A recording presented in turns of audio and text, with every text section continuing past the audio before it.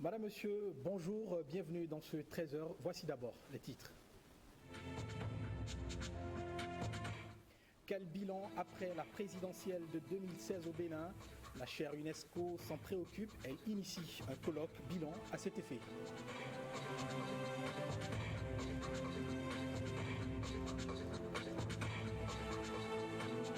Des pays du Sud en mode réflexion, ils définissent des stratégies de développement à travers une coopération optimale. La rencontre se tient à Cotonou.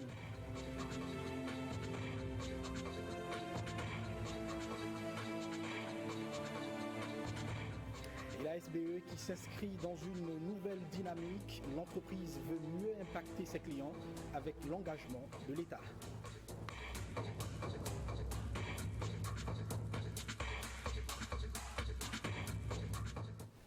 Voilà donc pour les titres, bonjour et bienvenue. Et on ouvre ce journal par le balai des diplomates à la présidence de la République. 12 ambassadeurs se sont relayés au cabinet du chef de l'État pour la traditionnelle cérémonie de présentation de lettres d'accréditation. Je vous convie à suivre le compte-rendu complet de cette cérémonie hautement protocolaire avec Renaud Capo. Cuba est le premier pays qui s'est illustré dans le ballet incessant des diplomates dans la cour intérieure du palais de la Marina. Tapis rouge pour son nouvel ambassadeur, accueilli au son de la Bahia Mesa, l'hymne national de Cuba, exécuté par la fanfare de la garde républicaine. Avant sa prise de fonction officielle, le diplomate cubain est allé présenter ses lettres de créance au président Patrice Talon. Le drapeau du royaume chérifien flottait au vent au moment où Rachid Righebi effectuait son entrée au palais de la Marina. Il est le tout premier diplomate de l'État du Maroc qui prend ses quartiers à Cotonou. Je peux dire que l'honneur est pour moi aussi d'être le premier ambassadeur résident à Cotonou, ce qui donne à ma mission une importance capitale. Les domaines dans lesquels on travaillera d'arrache-pied, c'est un petit peu nous inscrire dans ce que son Excellence le Président Talon a déjà lancé dans le cadre du programme d'action gouvernementale. Le Maroc compte, grâce à la volonté, à l'engagement personnel de Sa Majesté, à accompagner ce programme. President of the Republic of Sierra Leone accredited me. Adja Afsatou Kaba est la nouvelle ambassadrice de la Sierra Leone près le Bénin.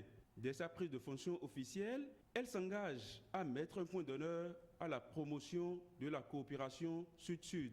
And the cooperation we are working on now, which we have discussed, it's going to be beneficial to both countries. Et la coopération va s'approfondir parce que, tel que je viens de l'insinuer avec le chef de l'État, le Bénin et la Sierra Leone disposent d'énormes ressources. Et nous avons donc à développer des facilités, des équipements qui vont permettre à ces minerais et à ces ressources-là d'être valorisés pour le bien-être de nos peuples et de notre pays. We believe in the South-South cooperation, just like my president and also your president, Patrice Talon.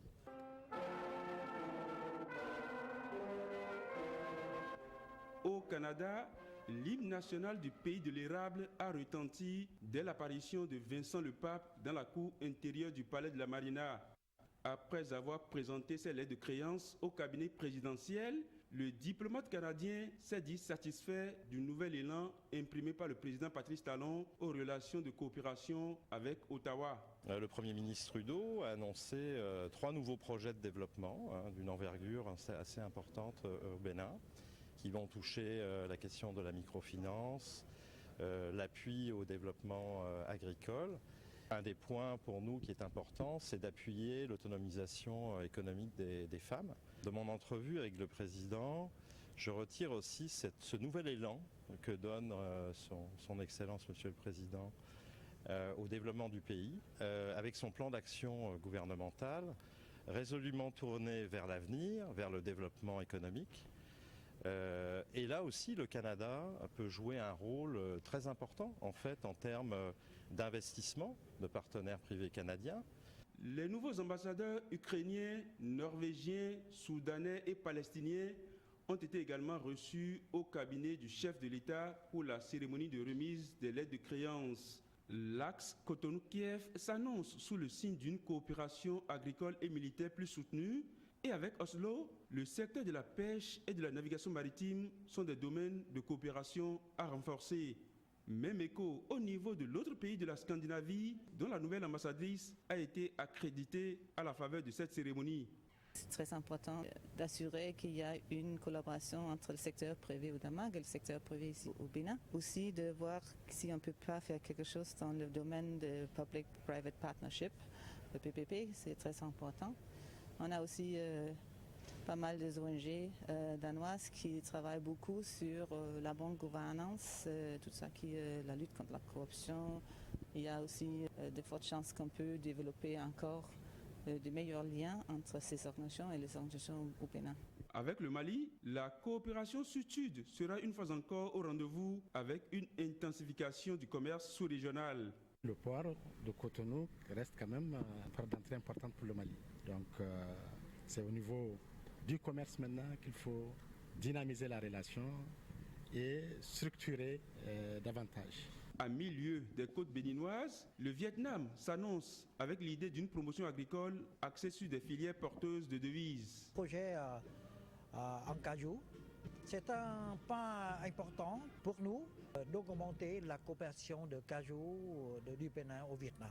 D'examiner la signature de la convention de la promotion et la protection des investissements réciproques entre nos deux pays, la convention de la non-double imposition et l'accord de l'exemption des visas. Je ferai tous mes efforts possibles pour contribuer à développer les relations d'amitié entre nos deux pays. Les interventions humanitaires de l'ordre souverain militaire de Malte ont déjà produit des effets bénéfiques dans le domaine de la santé.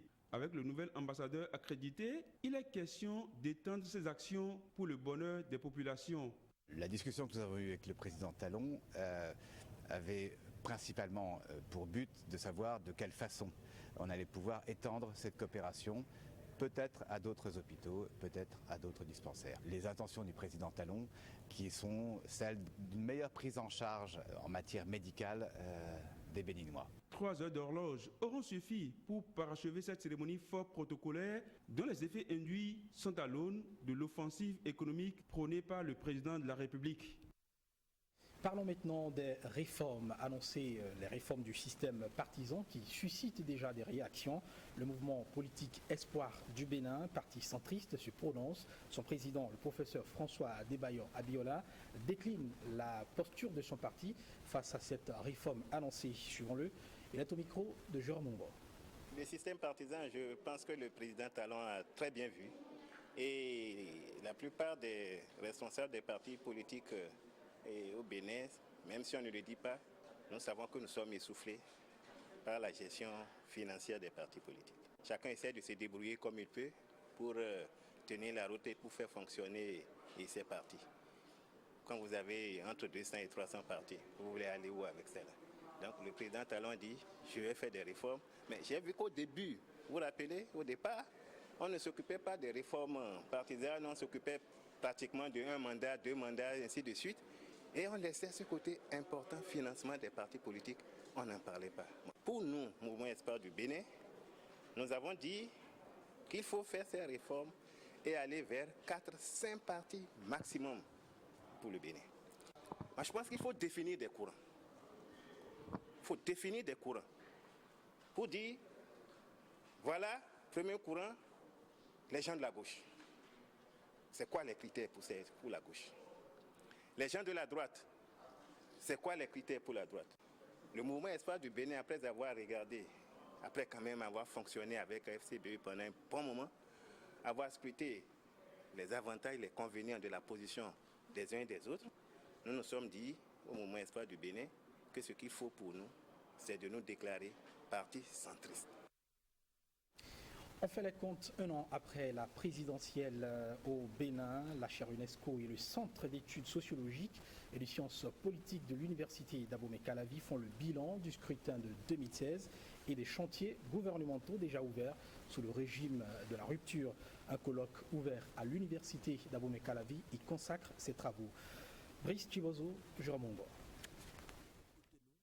Il y a un an, le Bénin a organisé le 6e scrutin présidentiel, consacrant ainsi la 4e alternance au pouvoir. Au-delà de tout pessimisme, la raison a surplombé les ardeurs et les passions. L'élection présidentielle de 2016 au Bénin, tout comme celles qui ont aussi connu un succès dans notre sous-région, démontre que nos pays peuvent être épargnés des crises électorales préjudiciables à la paix, à condition d'avoir un scrutin transparent, libre et crédible.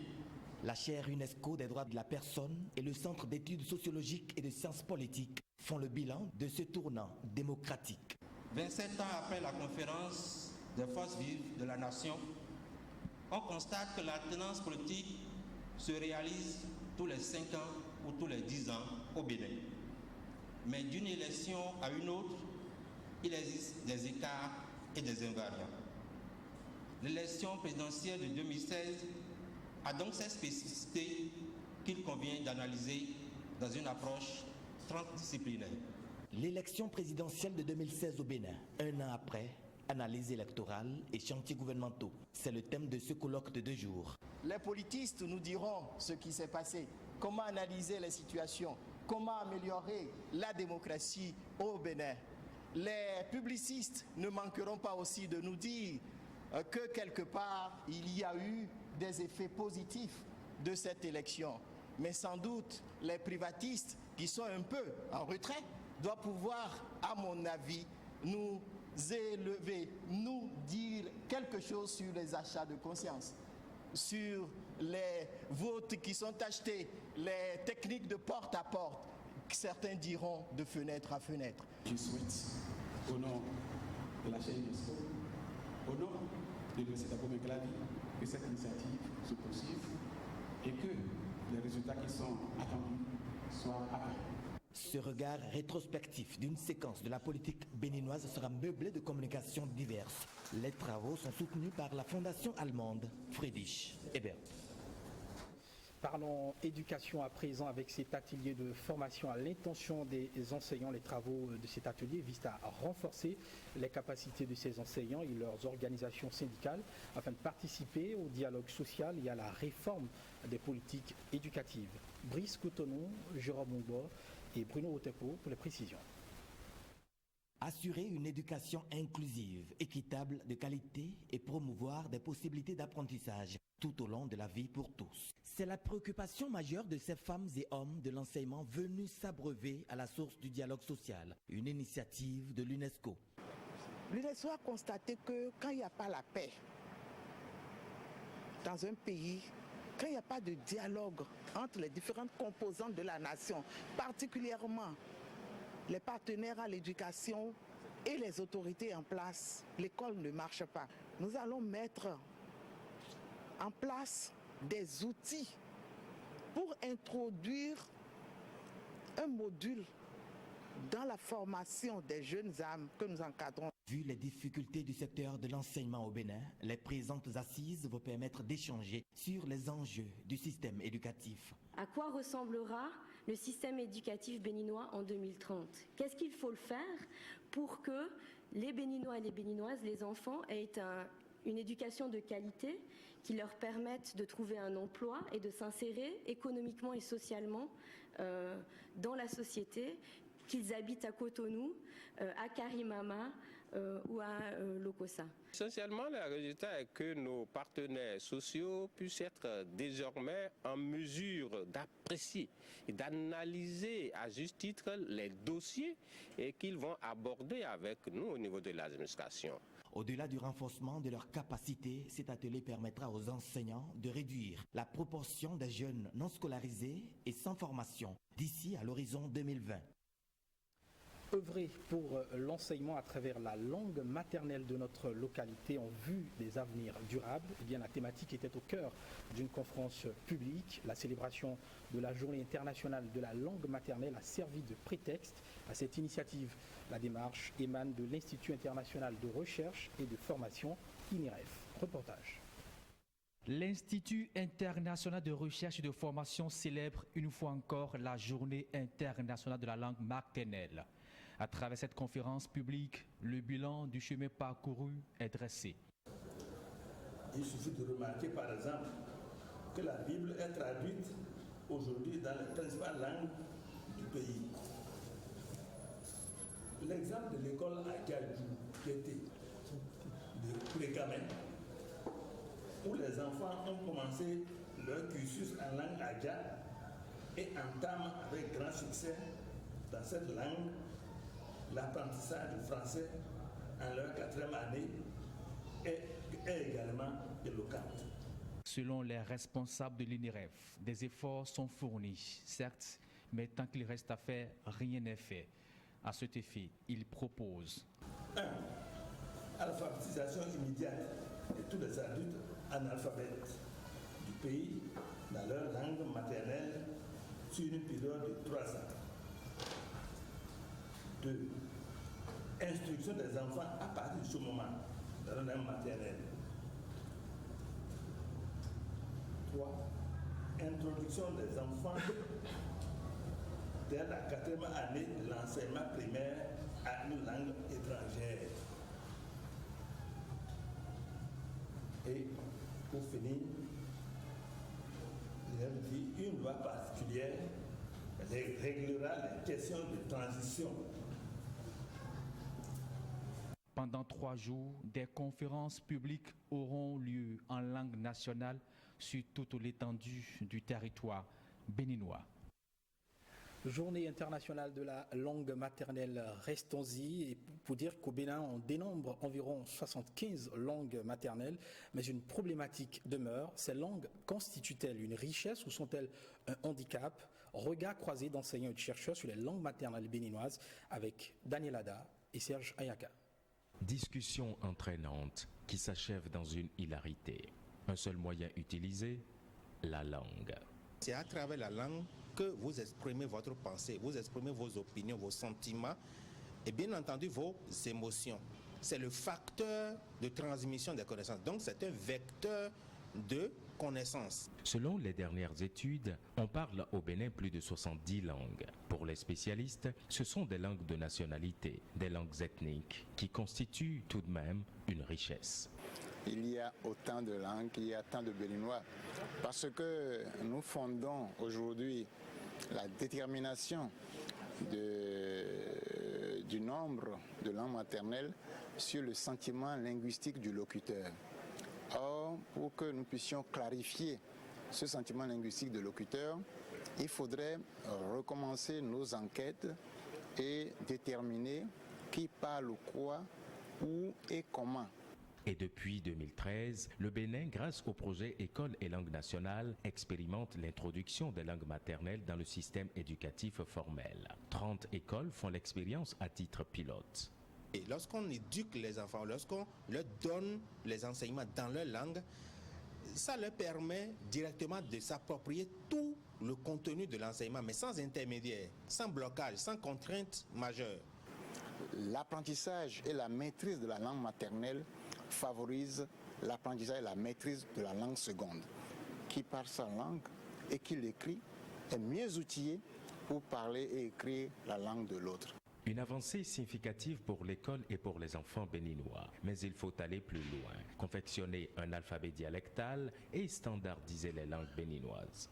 Nos langues, là où nous vous parlons, sont encore au stade de langue orale. Nos langues n'ont pas encore le langage juridique, le langage philosophique, le langage économique, le langage bancaire, le langage des mathématiques, le langage de la sociologie, de la géographie, etc. Les langues maternelles, facteur clé du développement, on doit s'y accrocher pour ne pas tout perdre. Une délégation de la Cour de justice de la CEDEAO séjourne au Bénin depuis quelques jours. La délégation est au Bénin pour sensibiliser sur les missions de la Cour de justice de la CEDEAO. Elle est conduite par le professeur Ali Ounsal, qui s'est prêté aux questions de Huguette Mondelo. La Cour de justice de la CEDEAO, c'est l'organe judiciaire de la CEDEAO. Son existence comme organe judiciaire était prévue depuis 1975. mais elle n'a jamais vu le jour. En réalité, elle a commencé à fonctionner en 2002. Et plus précisément, depuis 2005, elle a des attributions en matière de violation des droits de l'homme. Ce qui est pour l'instant le poste, j'allais dire, sur lequel nous travaillons le plus. Nous sommes au Bénin dans le cadre d'une mission de sensibilisation que la Cour organise de façon régulière dans les États membres depuis quelques années. Et comme le nom l'indique, il s'agit de sensibiliser les divers acteurs judiciaires en particulier aux procédures qui ont cours devant notre juridiction. Dans le cadre de ces missions de sensibilisation, nous sommes amenés à rencontrer des autorités judiciaires assez importantes, comme le premier président de la Cour suprême, comme le ministre de la Justice et comme le bâtonnier de l'ordre des avocats. Il faut dire qu'à côté de ces missions de sensibilisation, nous avons ce qu'on appelle des missions de formation. La Cour en a organisé une récemment au Burkina Faso, il y a quelques jours.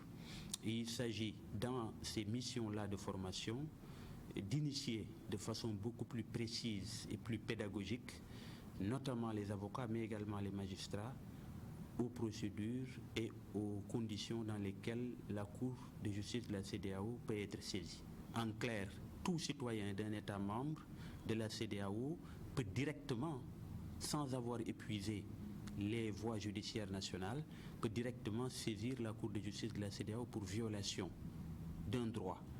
Il suffit que ce droit soit énoncé dans un instrument juridique, quel qu'il soit, qui lie l'État en question. Et maintenant, retenez ce terme, Infostock. Il s'agit d'un outil destiné à aider la réserve régionale de sécurité alimentaire créée par la CEDEAO dans la prise de décisions objectives en cas de crise alimentaire en Afrique de l'Ouest. Une première réunion annuelle consacrée à la cellule Infostock se tient à Cotonou. Rachidat Biomaman, Rebecca Kenjaoundé et Rosemont Tchapé. Sur cette plateforme, des acteurs de production de l'information sur la sécurité alimentaire dans l'espace CEDEAO. Ils vont durant 3 jours faire des propositions d'aide à la décision au profit de la réserve régionale qui est dans sa phase opérationnelle. La réserve régionale de sécurité alimentaire, le sommet des chefs d'État et de gouvernement des pays membres de la CEDEAO a voulu doter notre région d'un instrument régional d'intervention en cas de crise alimentaire majeure à laquelle un ou plusieurs pays ne peuvent faire face avec leurs propres instruments de prévention et de gestion de crise. La présente réunion annuelle servira de cadre pour présenter le travail déjà amorcé par la cellule Infostock et les défis qui y sont liés, ce qui va vous permettre de formuler des recommandations visant à l'amélioration de son fonctionnement. Dans une Afrique secouée par de nombreux conflits, cet instrument régional commun, financé par l'Union européenne, apparaît comme une réponse efficace aux crises alimentaires qui en découlent. L'importance de la mise en place de la réserve régionale de sécurité alimentaire n'est plus à démontrer. La grave crise sécuritaire et humanitaire qui secoue les 3 États du nord-est du Nigeria, à savoir Adamawa, Borno et Yobe, nous montre toute l'utilité pour la région de se doter d'une ligne de défense qui fonctionne pour soutenir les pays en difficulté lorsque les capacités de réponse nationales sont dépassées. Au terme de cette rencontre, des informations justes et crédibles devront être mises à disposition de la réserve régionale pour lui permettre d'opérer dans le respect des principes d'équité et de transparence. D'une rencontre à une autre, on parle maintenant de cette rencontre internationale sur la coopération Sud-Sud. Ces assises visent à raffermir les stratégies de développement des pays du Sud à travers une coopération optimale. Le ministre d'État chargé du plan et du développement a ouvert les travaux à Cotonou. Reportage. Ils se sont souvent tournés vers les pays développés alors qu'en leur sein, ils ont des potentialités inexploitées. Il s'agit des pays en voie de développement. Ils ont perçu l'importance de leur coopération entre pays du Sud, un moyen pour affermir les liens, d'où cette rencontre internationale sur la coopération Sud-Sud est triangulaire. Ils sont venus de plus d'une 40aine de pays, ses participants, avec en tête de pont les pays à économie émergente. Ils sont là pour donner plus d'éclaircissement au concept coopération Sud-Sud, favoriser l'appropriation des stratégies de mobilisation des ressources intérieures, renforcer leur rôle dans les processus de développement dans un esprit de partenariat. Cette rencontre de 3 jours, présidée par le ministre d'État chargé du plan du développement, est un outil d'accélération des objectifs du développement durable dont l'échéance est fixée en 2030. Et puis je l'annonçais dans les titres, la SBE est dans une dynamique nouvelle. L'entreprise veut mieux jouer son rôle en comptant sur l'engagement de l'État. Un atelier de 3 jours dénommé Réunion de négociation à mobiliser responsables de la société et ceux du MCA Bénin, deuxième acte.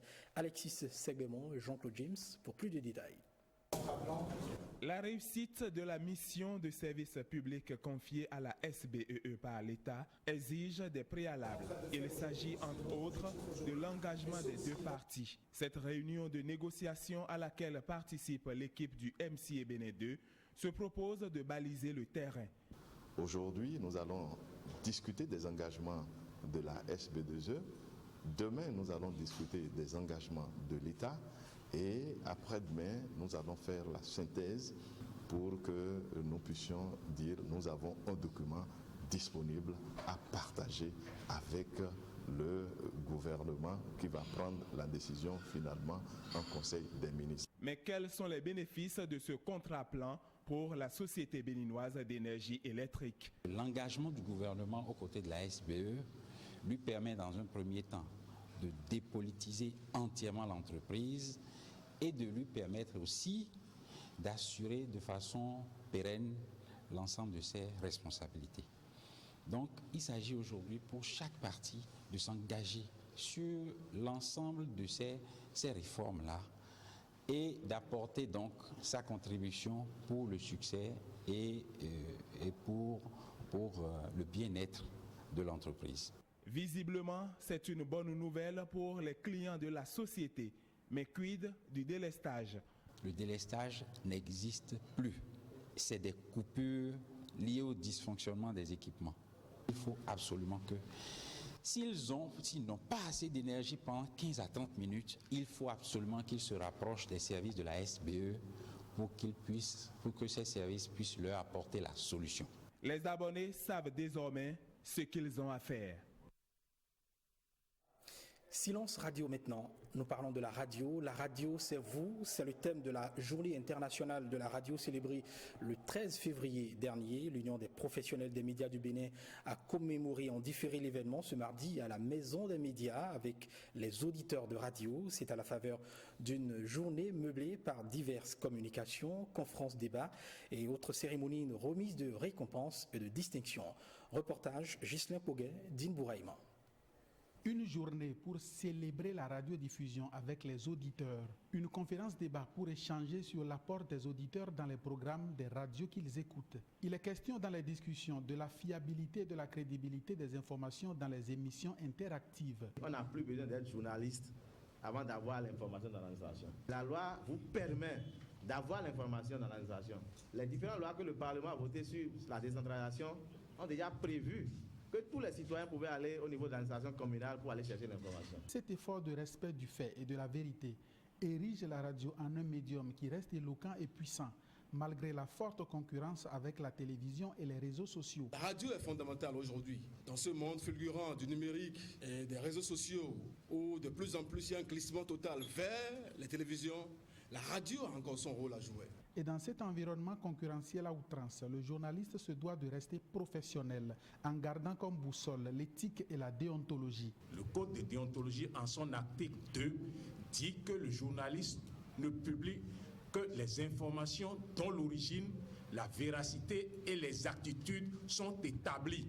Le moindre doute l'oblige à s'abstenir. L'Union des professionnels des médias du Bénin est soutenue dans cette activité par l'UNESCO qui se dit consciente de l'importance de la radio dans la vie des auditeurs. Je vous remercie aussi pour la thématique qui a été choisie.